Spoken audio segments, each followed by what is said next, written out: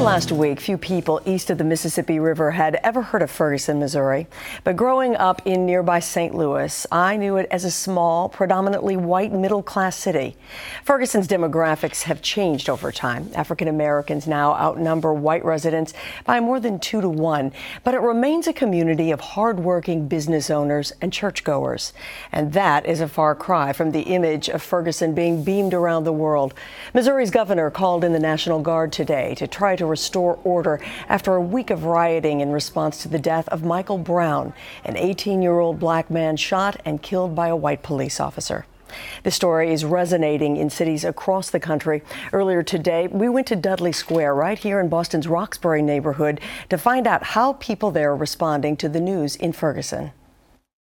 I think that there's a huge disconnect between the way we communicate and how police may see black men, young black men. This perception of the black man being violent and aggressive and evil, and I think that the officers are responding to that, even if it's subconsciously. It was sad for me to have to think every day, would my sons be put in a position like that? But my son, he likes wearing sweatpants. He likes wearing sweatshirts and stuff like that.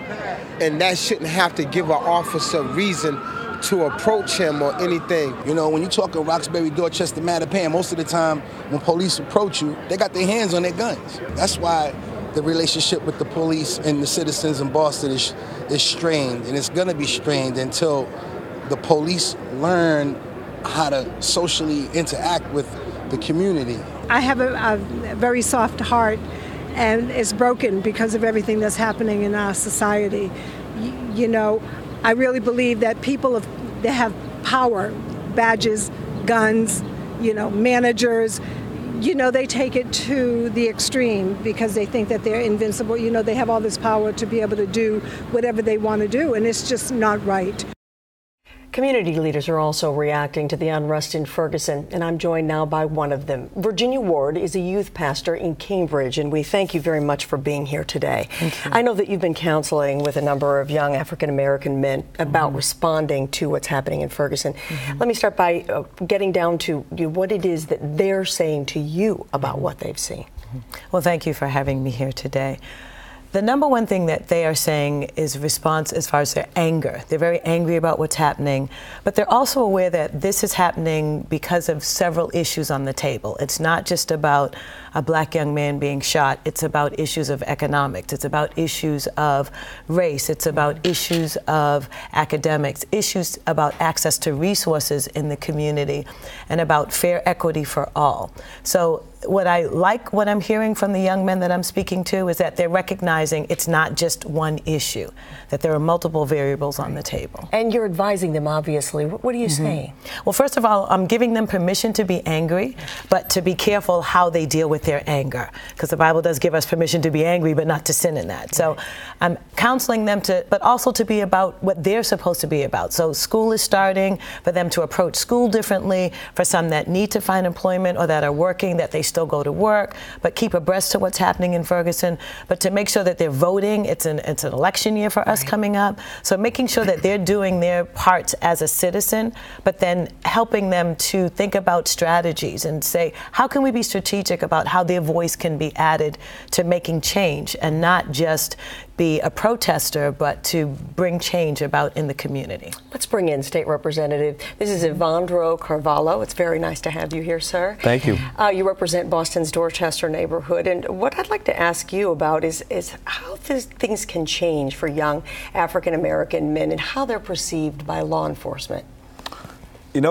It's sad. Just first of all, what happened in Ferguson is the reality that we unfortunately live in now, and to know that a black man in this situation appears to have been unarmed, been shot down, I believe at least 6 shots. It's very disheartening that we live in a society like such. But I think in an area like Boston, at least, things are not, from what I gather, are not as drastic. I think, at least in the Boston Police Department, there is a effort to diversify the force.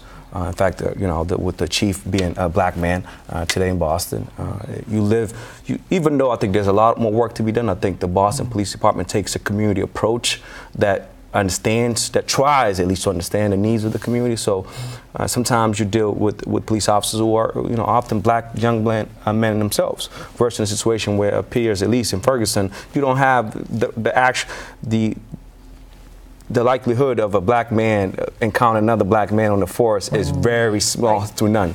Here, I think the odds are better, and I think, there's work to be done, but I think if the community approach that the BPD takes reflects a situation that's better than what we see down in Ferguson. Well, I think what I heard you just say was that it's important that the police department reflect the diversity of the community, which we know is not the case in Ferguson. Exactly.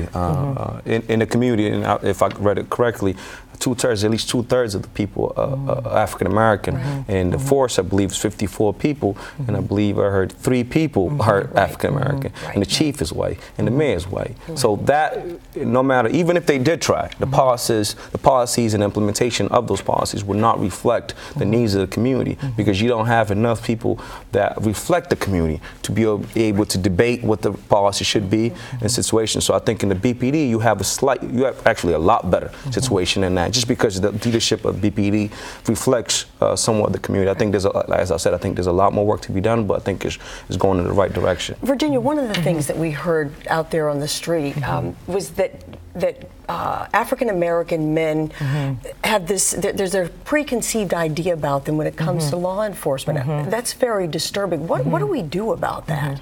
Well, I think we have to solve that on multiple levels. So first of all, as a mother of 2 African American men, we do have to educate them regarding how they could possibly be treated if they're stopped, as we talk about driving while being black and things like that. So we have to remind them of who you are. Same token, I think there needs to be some cultural intelligence that's raised on all parts, so that it's understood every young black man in a sweatshirt or a hoodie or a pair of sweatpants is not armed. They're not after your purse or whatever. They might just be heading to the gym to work out.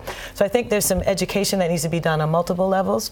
But also, we can't have our young men walking around afraid of being who they are in the community. So I think it has to start with education, but it also has to continue with working together. And I think there have been a number of programs where the police have been working with families and working with young people to help educate them on both sides, so that police don't just see young men as violent people, but also that the young men don't see the police as the villain all the time either. And Representative, what would you say to families? What kind of advice should they be giving? We just heard from a mother, but advice that they should be giving young men when they're out and about.